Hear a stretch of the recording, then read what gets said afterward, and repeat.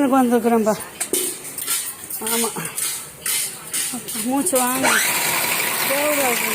பார்த்தீங்களா, இது காட்டுறேன். முட்டை கடைக்கு வந்துக்கிறேன். இப்போ முட்டை வாங்க வந்துருக்குறேன். 10 முட்டை எவ்வளோம்மா? கொடுங்க. கேட்டுக்கிட்டீங்களா? முட்டை கடையில் தான் இருக்கிறோம். பால் வாங்கிக்கின்னு நாட்டு மருந்து கடையில் வாங்கி போயிட வேண்டாம். முட்டை வாங்கிட்டு கிளம்பி வைப்போம். வீட்டுக்கு வந்து போடுறேன் ஃபோனு. Okay okay. மருந்து கடைக்கு தான்ப்பா வந்துருக்குறேன். ஆமாம், இலை வாங்கிட்டு வந்துடுறேன். 6 இலை கொடுங்க. 6 இலை கட்டி வச்சுக்கிறீங்களா? ஓகே ஓகே, சரிங்க. சரி, 50 ரூபா கொடுத்துருக்குறேன். மீதி கூட வேறு என்ன வாங்கணும்? அவ்வளோதாங்க. பேசுகிறேன். ஓகே, அது மீதி காசு வாங்கிக்கணும். 5 ரூபா இருக்குமா? இதில் போட்டுருங்க. 2 ஆரஞ்சு பாலும் இதில் போட்டுருங்க. கடைக்கு தான் வந்திருக்கிறேன்.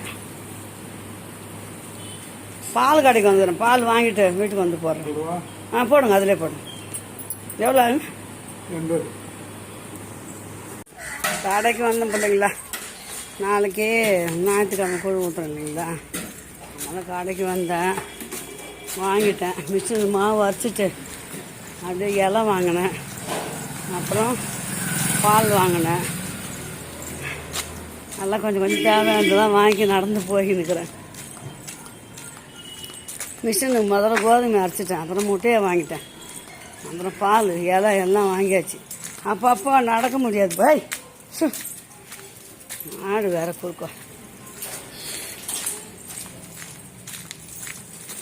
அவ்வளோதான், வீட்டுக்கு போயின்னு இருக்கிறேன் இப்போது. சரி, அம்மா மடமும் காலையில் இப்படி தான் இருக்கும். ஆமாம், வேலை வேலை வேலை. ஓகே, ஒரு சின்ன இதுதான், அப்டேட் தான், சின்ன வீடியோ தான். பாருங்கள், அன்னைக்கே செய்கிறது அப்பப்போ உங்களுக்கு போட்டு காட்டுறேன். ஓகே செல்லுங்களா, பாய். மீண்டும் ஒரு நல்ல வீடியோ சந்திக்கலாம். பாய் செல்லுங்களா.